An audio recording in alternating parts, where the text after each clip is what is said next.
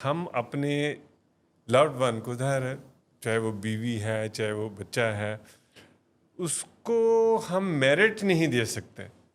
ہم ایکچولی تو جتنی بھی بات آپ یہ کر رہے ہیں وہ یہ کر رہے ہیں کہ جو لوڈ ون ہے اس کی بہتری چاہتے ہو تو اس کو میرٹ دے دو, اس میں وہ طلب پیدا کر دو کہ وہ چینج ہو جائے, اس میں وہ طلب پیدا کر دو کہ یہ چیز کر لے.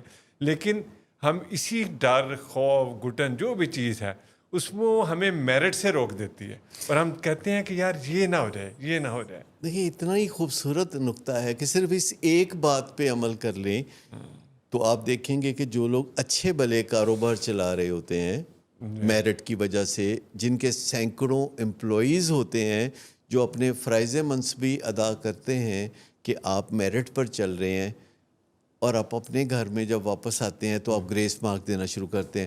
آپ کہتے ہیں یار چلو 30 تے 33 کر دو, چلو ٹھیک ہے 30 کے 33 کر دے. پھر آپ کہتے ہیں کہ پتر ہے اپنا 25 تو 33 کر دو.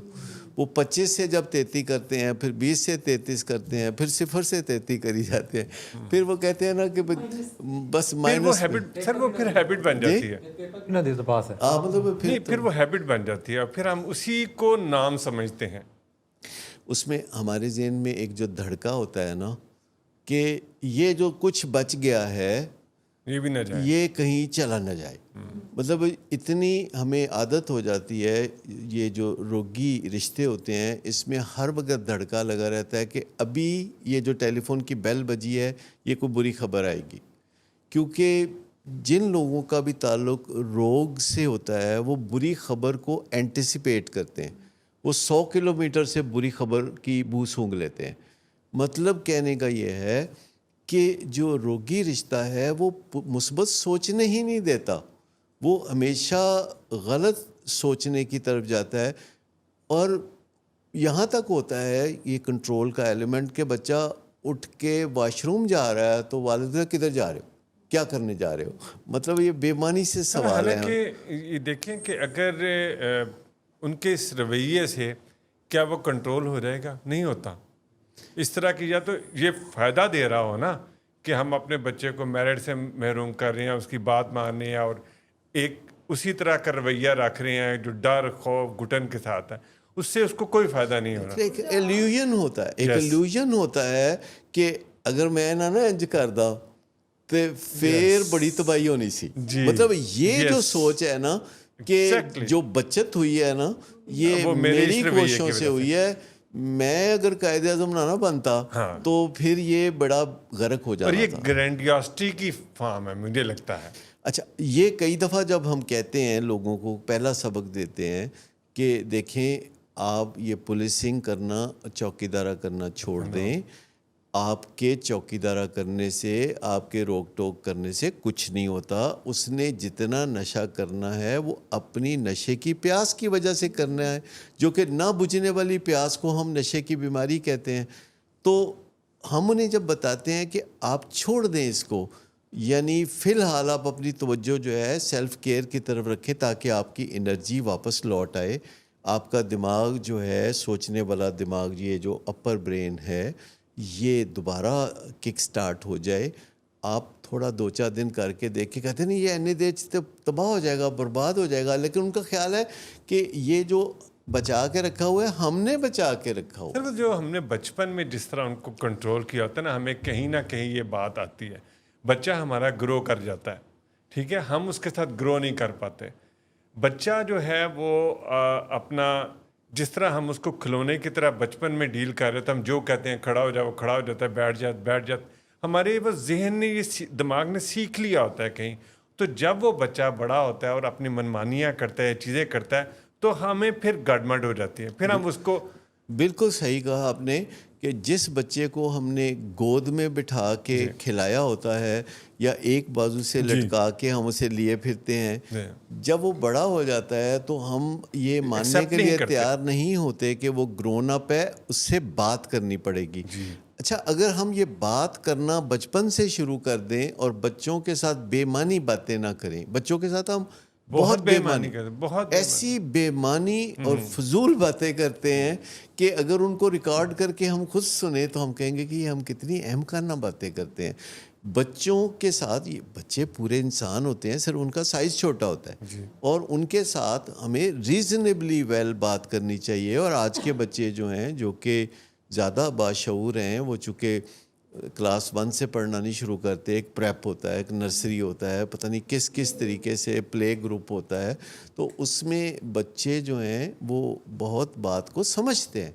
لیکن سب سے امپورٹنٹ بات یہ ہے کہ 6 سال کی عمر سے 22 سال کی عمر تک ہم بچوں کو کوئی پروڈکٹیو کام کی طرف بھی لگائیں. یہ صرف علم حاصل کرنا جس کے لیے 6 سال سے 22-23 سال کی عمر تک ہم احسان مند ہوتے ہیں، اس کے آبھاری ہوتے ہیں کہ وہ ہمارے لیے پڑھ رہا ہے، وہ ہمارے لیے نمبر لے رہا ہے، کیونکہ وہ اول آتا ہے تو ہم 50 لوگوں کو بتاتے ہیں، اور ہم وہ پڑھتا ہے جا کے امریکہ تو ہم سارے شہر کو بتاتے ہیں پتر اپنا اتھے پڑھدا ہے، ہارورڈ چ پڑھدا ہے.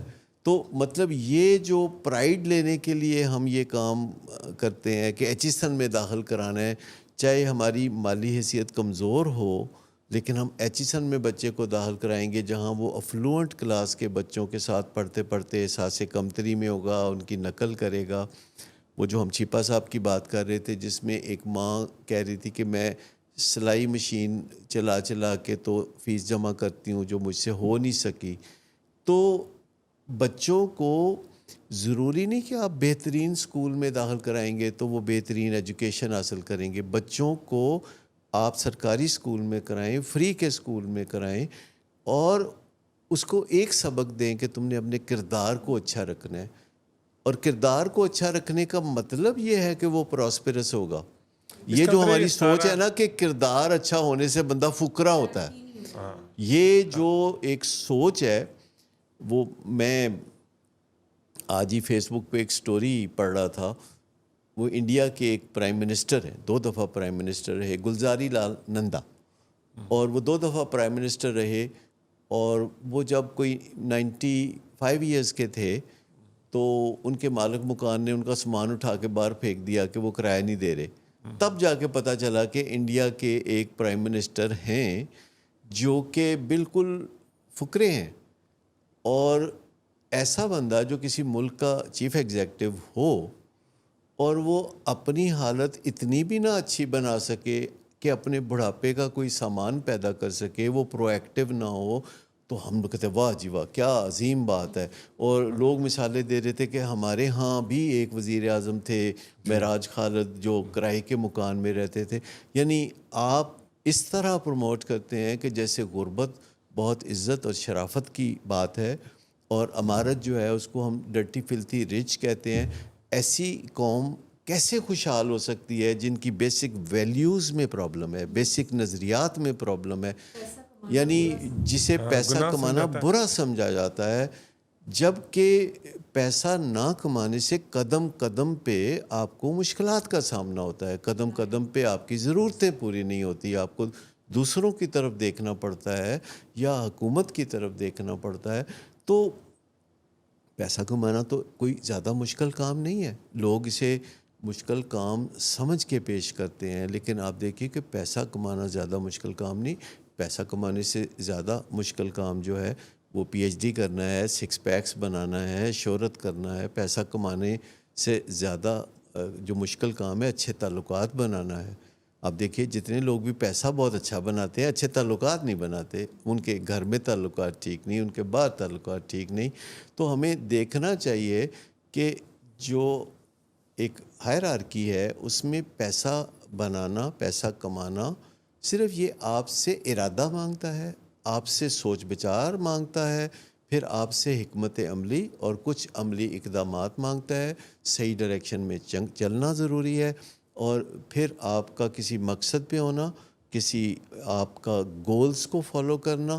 جب آپ کی نظر گڑی رہتی ہے مقصد پہ اور گولز کے اوپر تو پیسہ تو اسکور بورڈ تو پھر خود بخود چلتا رہتا ہے.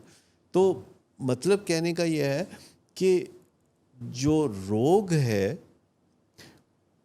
وہ ہے اصل چیز جو ہمیں زندگی میں جس سے بچنا ہے، کیونکہ الٹیمیٹلی 40 50 60 یا 70 سال کی عمر کو پہنچتے پہنچتے ہر بندہ روگ کے پھندے میں آ جاتا ہے.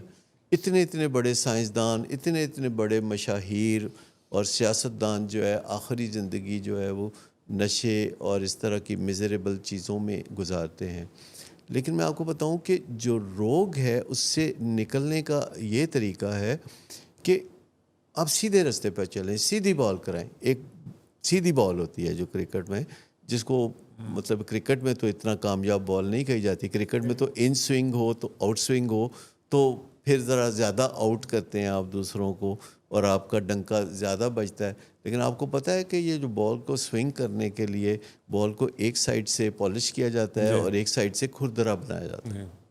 Life doesn't have to be like that کہ ایک سائڈ سے آپ اسے پالش کرتے جائیں اور دوسری سائڈ سے آپ اسے کھردرا بناتے جائیں. لائف جو ہے وہ انڈیویزیبل ہول ہے. آپ زندگی کے ایک ڈپارٹمنٹ میں اچھا اور زندگی کے دوسرے ڈپارٹمنٹ میں برا کریں. زندگی اس طرح نہیں چلتے. آہستہ آہستہ یا آپ بہت اچھے ہو جائیں گے یا آپ بہت برے ہو جائیں گے. تو دو رنگی چھوڑ کے یک رنگ ہونا ضروری ہے کہ آپ سیدھے راستے پہ چلیں. اور سیدھے راستے پہ چلنے کا مطلب یہ نہیں ہے کہ آپ خوشحال نہ ہوں. سیدھے راستے پہ چلنے کا ہی مطلب ہے کہ آپ بیسٹ پریکٹسز میں ہیں. آپ دنیاوی آسائشیں, شہرت, دولت, عزت, سکون سب کچھ حاصل کریں. جب اللہ کے اس دنیا میں, اللہ کی اس کائنات میں آپ نے ہیوجنس دیکھی ہے, ابنڈنس کبھی دیکھی ہے.